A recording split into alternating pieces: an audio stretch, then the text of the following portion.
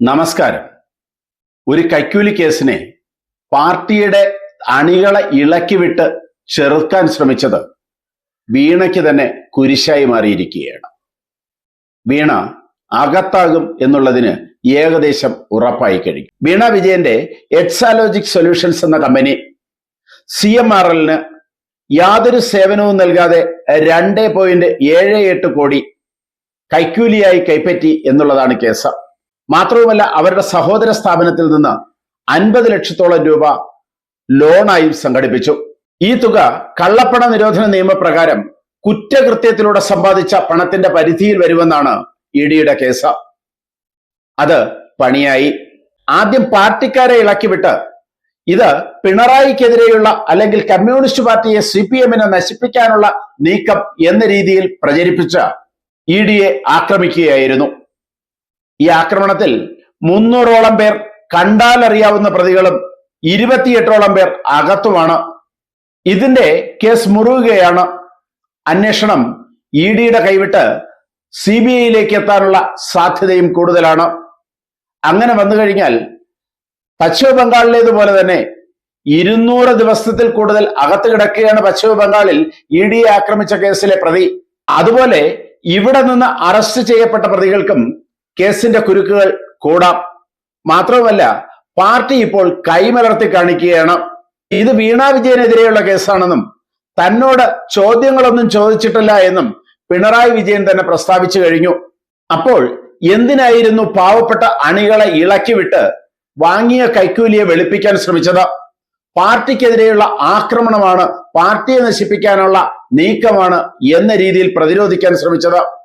പാവങ്ങൾ അകത്തായി. ഇപ്പോൾ വീണയ്ക്ക് സമൻസ് അയച്ചിരിക്കുകയാണ്. നാളെ ഇഡിയുടെ മുന്നിൽ ഹാജരാകണം. പേടിച്ച് വിറച്ച് ആകെ അസ്വസ്ഥയാണ് വീണയും പിണറായിയുമൊക്കെ. അതുകൊണ്ട് തന്നെ രോഗത്തിന്റെ കാരണം പറഞ്ഞ് അവധി അപേക്ഷ കൊടുത്തിരിക്കുന്നു. മാത്രവുമല്ല, ഇഡി ചോദിക്കാൻ സാധ്യതയുള്ള ചോദ്യങ്ങൾ നേരത്തെ തന്നാൽ ഉത്തരങ്ങൾ അഡ്വക്കേറ്റ് മുഖേന നൽകാം എന്ന രീതിയിലാണ് വീണയുടെ മറുപടി. എന്നാൽ കള്ളപ്പണം വെളുപ്പിക്കുന്ന കേസിനെ സംബന്ധിച്ച് അങ്ങനെ പ്രതി നേരിട്ട് തന്നെ ഹാജരാകണം. അഡ്വക്കേറ്റ് മുഖേന ഹാജരാകാൻ കഴിയില്ല എന്നും നിയമത്തിലുണ്ട്. കാരണം പ്രതിയുടെ മൊഴി നേരിട്ട് രേഖപ്പെടുത്തണം എന്നുള്ളതാണ് നിയമം തന്നെ.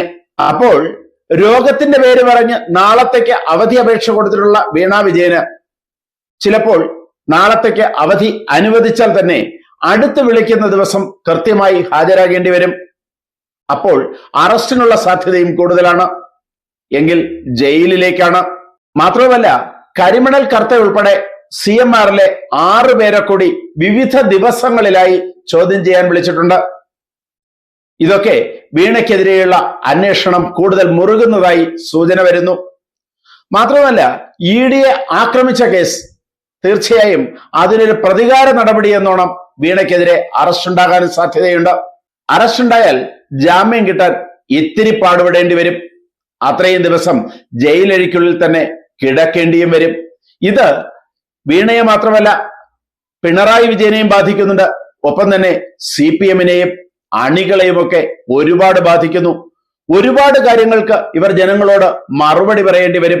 ഇനി മാറി നിൽക്കാൻ ശ്രമിച്ചാൽ തന്നെ ധാരാളം ദിവസങ്ങൾ ഒഴിവുകൾ പറഞ്ഞ് മാറാൻ കഴിയില്ല. കാരണം ഇഡി ഉദ്യോഗസ്ഥന്റെ മുന്നിൽ സത്യവാങ്മൂലം നൽകേണ്ടതാണ് മൊഴിക്ക് മുൻപായി. അപ്പോൾ കക്ഷി തന്നെ നേരിട്ട് ഹാജരായേ പറ്റൂ. അതുകൊണ്ട് തന്നെ അസുഖമെന്നോ മറ്റെന്തെങ്കിലും കാര്യം പറഞ്ഞ് ഒരുപാട് ദിവസങ്ങൾ കക്ഷികൾക്ക് ഒഴിഞ്ഞു നിൽക്കാൻ കഴിയില്ല. തീർച്ചയായും ഇഡിയുടെ മുന്നിൽ ഹാജരാകേണ്ടി വരും. ആ സമയത്ത് വീണയുടെ അറസ്റ്റ് ഭയക്കുന്നുണ്ട് പിണറായിയും പാർട്ടിയും അണികളും. കഴിഞ്ഞ തവണ പിണറായി വിജയന്റെ വീട്ടിൽ റെയ്ഡ് നടന്നപ്പോൾ കയ്യൂക്കുകൊണ്ട് ഇഡിയെ ആക്രമിച്ച പാർട്ടി ലയൻ ഇനി തുടരാൻ സാധ്യതയില്ല. കാരണം അണികൾ അകത്തായി കഴിഞ്ഞു. ഇനി ജനങ്ങളെ അല്ലെങ്കിൽ പാർട്ടി അണികളെ പറഞ്ഞ് സമാധാനിപ്പിക്കുക അല്ലെങ്കിൽ പറഞ്ഞ് വിശ്വസിപ്പിക്കുക എന്തു പറഞ്ഞാണ് എന്ന രീതിയിലാണ് നേതാക്കൾക്കിടയിൽ തന്നെ ചർച്ച. അതുകൊണ്ട് തന്നെ ഇനിയൊരു കയ്യൂക്ക് ഇഡിക്കെതിരെ ഉണ്ടാകാൻ സാധ്യതയില്ല. മാത്രവുമല്ല, ഇഡിയുടെ നിലപാടും കൂടുതൽ ശക്തമായി. ഇനിയൊരു കയ്യൂക്ക് കേരളത്തിലോ മറ്റൊരിടത്തോ തങ്ങൾക്ക് നേരെ ഉണ്ടാകരുത് എന്ന രീതിയിൽ തന്നെയാണ് ഇഡിയുടെ മുന്നേറ്റവും. ആ രീതിയിൽ തന്നെയാണ് ഈ കേസിനെ ഇ ഡി കൈകാര്യം ചെയ്യുന്നതും. ഇ ഡിയെ നേരിടാൻ കല്ല്, ഇഷ്ടിക, വാടി, മുട്ട തുടങ്ങിയവയുമായാണ് അന്ന് പാർട്ടി പ്രതിരോധിച്ചത്.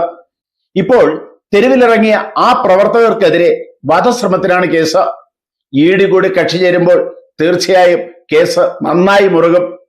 അത് അവർക്ക് ജാമ്യം കിട്ടാനുള്ള സാധ്യത ഇല്ലാതാക്കും. മാത്രവുമല്ല, എടുത്തിരിക്കുന്നത് വധശ്രമത്തിനുള്ള കേസാണ്, ജാമ്യമില്ലാത്ത കേസാണ്.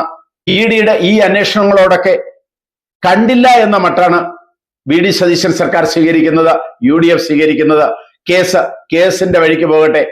സ്വാഭാവികമായും പാർട്ടി തകർന്നടിയും.